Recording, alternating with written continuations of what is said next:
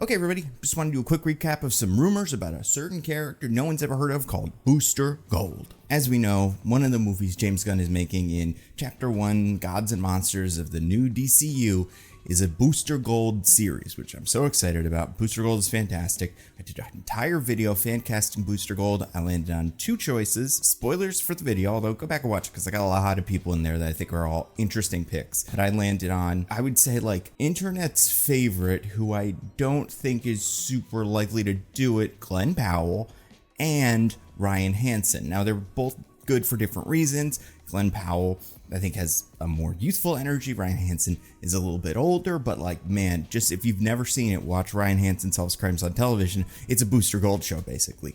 But I wanted to talk about the rumors that have been floating around the last 2 days about different actors being considered for Booster Gold, because it seems like maybe we're getting close to actually picking one. These are all rumors, you know, a lot of this is unsubstantiated, but I would say, looking at Superman, Lex Luthor, all that stuff, and Supergirl, I do think this is the pattern we've seen. We get a report that these three actors are out for it, and they usually are not the three actors you would expect. Like, it's not like any fan site would just make these up. Like, they seem pretty specific.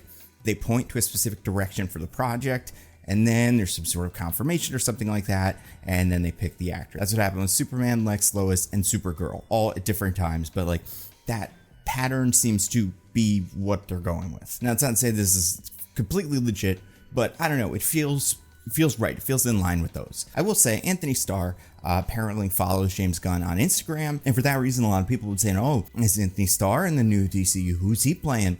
And one of the characters that comes up, because he plays Homelander, who's a jerk, and is blonde and superhero-y, is Booster Gold. Now, I've never thought this was a fantastic casting, but I also think fan casting Anthony Starr, Homelander, in any of these roles automatically bumps up against, like, but he's Homelander. Like, not can he do that? Like, it's just like, is that all we're gonna have him do? It's like, he can be evil Homelander and then be evil Reverse Flash. Like, yes, he would be a good Reverse Flash, but he's like already done that so well that it's almost kind of like, I don't know, not that exciting. I don't know. Like I said, I think he could do it, but I think it's unlikely. The thing that makes it more unlikely in my eyes is the fact that Anthony Starr, when people asked him, are you playing Booster Gold, said, me and James Gunn play golf. I cannot wait to see what he does with the DC universe. I think he's a phenomenal director, producer, talent. He's one of the biggest brands in the industry, so I'm excited to see what he cooks up. But then he said, if it ain't milk, I ain't interested, honey. And I don't know exactly what that means, besides just, I love playing Homelander who drinks milk. And by the way, no really strong opinion on Anthony Starr. I do think he is delusional in the interview where he said that Homelander would beat up Superman because he doesn't have a kryptonite, weakness. Because, well, I guess, okay, if Homelander got the drop on Superman with a kryptonite weapon and just cut off Superman's head, like, he could conceivably do that. But in terms of like the level of just pure strength that these characters have, Superman would absolutely rip Homelander in half if he wanted to. Like, it's just not, they're not on the same level. They even did a death battle between Homelander and Omni-Man, which came to the same conclusion, which was like, these guys, they're not matched up, especially not as much as Homelander would like to believe. Anyway, that's not what we're talking about here. We're talking about these other three names. This is reported on by Filmfront. They're an outlet on Medium. I've never heard of them before, but hey, like I said, this sounds correct.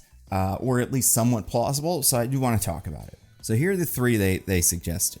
Let's start with the one I'm not super into, Fionn Whitehead. So this is spelled Fionn Whitehead. People probably know him from Dunkirk. He was also in Black Mirror Bandersnatch. Those are the two things that I know him from. I think this kid's fine. He looks the part. A lot of his stuff I just have not seen, not my wheelhouse. I'm sure if he's on this list with these guys, he's probably good. So, that's up to them. Next, we've got Patrick Schwarzenegger.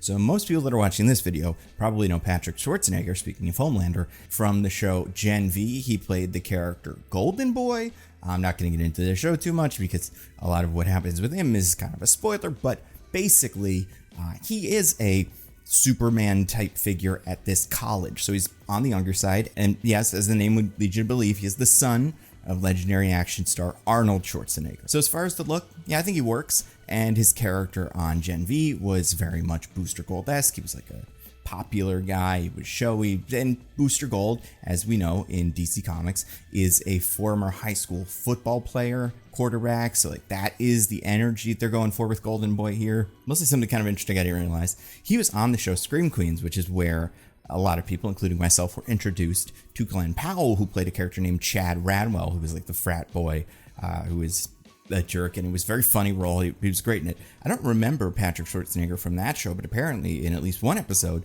he played his brother. So if we were always just like, man, Glenn Powell should be Booster Gold, this is, in a very specific way, the next best thing, maybe? So, I don't hate that choice here.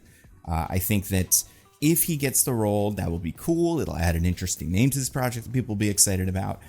And I'm imagining, he's got the range for something like this, although I don't think I've seen enough from him, especially in the comedy side of things, to understand whether or not he can do this exactly. But those are the two I'm not so excited about. Let's talk about the one that I love, Dylan Playfair. So people that like Dylan Playfair probably know him from one of two projects. I know him from one, and he's like a fan favorite character there. Looking at the other thing he's from, which I was not familiar with until just now, I could see him being a fan favorite character there too. But let's talk about Letterkenny.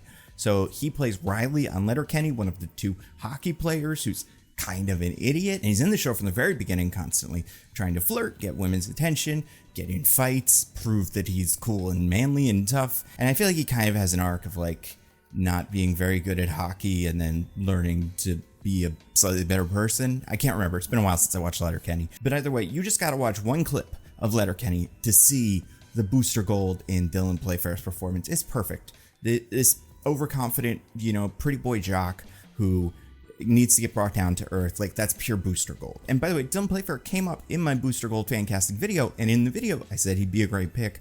I wasn't really thinking about him compared to guys like Glenn Powell. I think it's hard to deny that, like, if they could get Glenn Powell, he'd be perfect for it. But I do think Dylan Playfair is just an amazing choice. The other thing that I just learned, he's in two Descendants, which are those Disney live action movies where it's like, what if the villains had kids?